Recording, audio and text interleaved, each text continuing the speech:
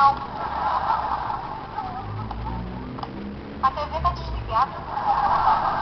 Eu tirei ela do ar, porque ela é muito falsa. Tá legal. O que vocês vão fazer hoje à noite? Eu vou dormir na casa do Parasita. Você não? Ah, não, a gente brigou. Você e o Parasita? Ah, eu e o Zack.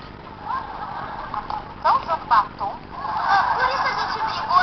Eu passei batom nele enquanto ele tava dormindo. Isso não foi legal. E essa não é sua cor. Eu te falei.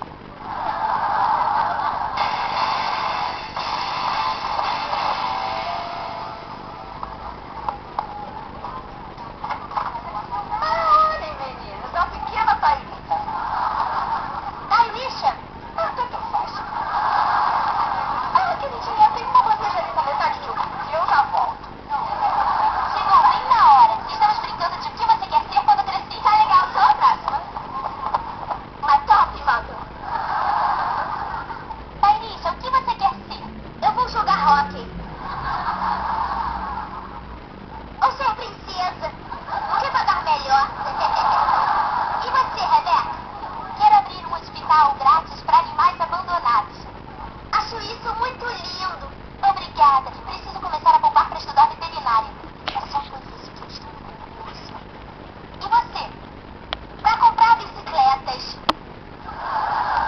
Para animais abandonados. Ah, que gracinha. É tão bom a gente fazer isso juntas. Abraço. Já vou atender.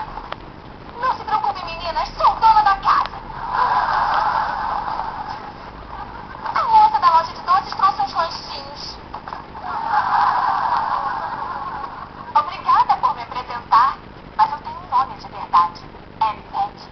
Não. O que você queria ser quando era pequena? Eu queria ser uma arteira e consegui. Viva eu! Deve ser tanto orgulho. Tem que ser uma pessoa muito especial para nascer rica. Obrigada.